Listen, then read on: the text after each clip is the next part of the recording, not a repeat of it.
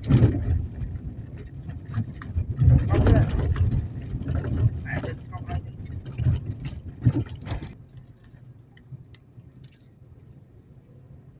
mà rơi à? Lần mà rơi. Cái là lần.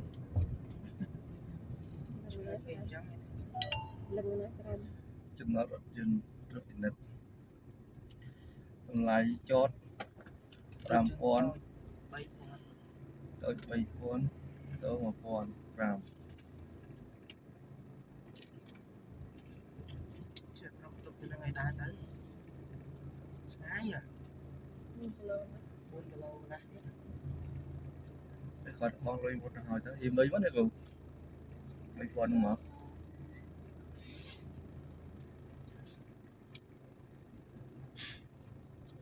Bà cái chợ mà.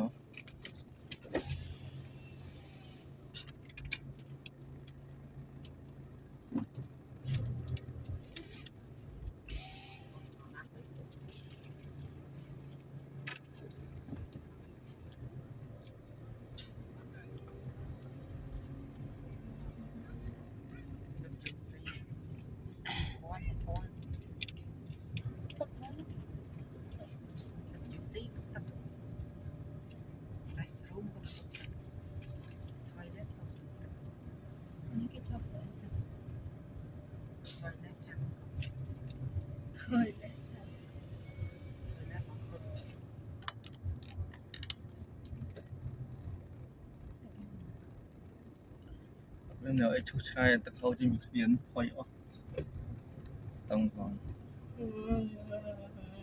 Ini cái chỗ mình làm cầm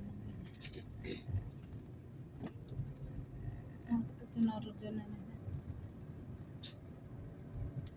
Tập này, giờ chỉ dân ta. Itu lầm con rồi. Tam cái này sáng đây, toàn đó nó lên đây.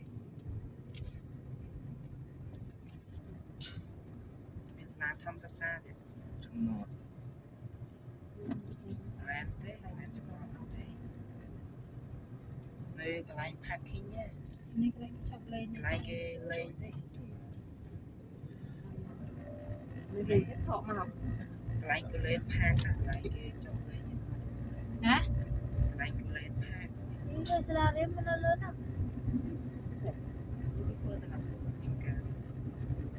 Đây là nông dân miền Trung nữa.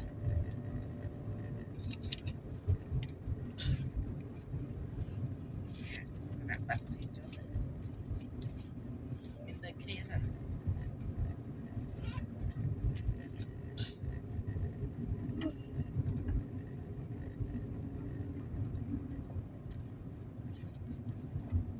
Tục này nướng cái hay phải. Tập lên là đăng đài. Chỉ sân tới, chỉ đài. Ca ăn rẹo. Lòng nùng. Năng lên trong nọt kia thôi. Nè trong nọt rồi nọ. Trọ. Ini này hay. Nè cái tán nè, quay cây tán nè. Hả? Nè. Ham tròn. Tới nâng trong nọt cái bọt nó này. Đã chốt tận năng này nè. Từ tam nâng cái đó đây. Cái trong nọt cái bọt nó nổi. Lan mình cho bọt nó. Tới ở đông tranh tên này. Không lời bật hai. Ra cổ.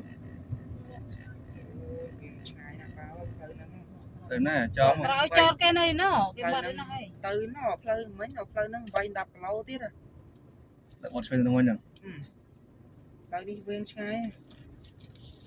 Đây cái mấy lại đi cạn mấy tới ta mà nằm đi tu.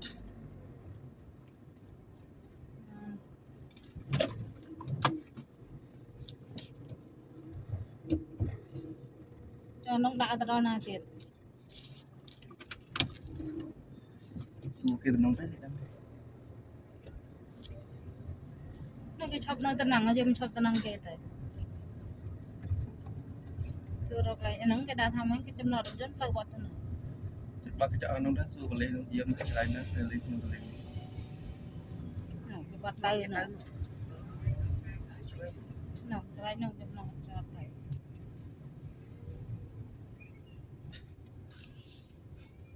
Đi ra là ngày lễ nó nha. Nó nói để làm cái tay. lên con thật kho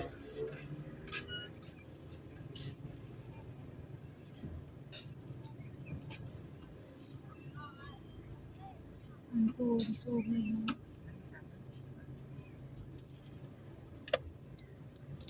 Để xua với nó cái chỗ. nó beli nó khang này em mình tới Ta đón á bông. À ta lên nung lên ta nâng thở ấy. ta lên tắc ta lên vậy cái này trong đó rồi cho nó nè tao nói cho nó đừng cho nó xong bay rồi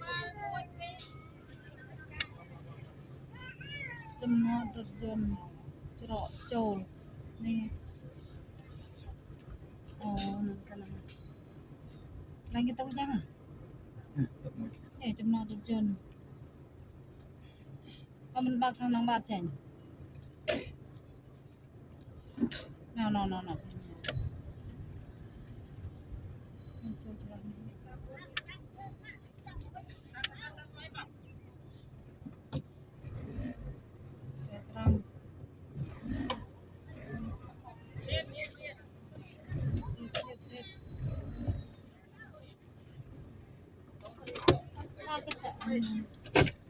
tăng này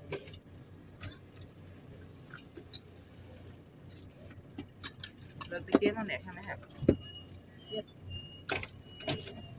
tao ok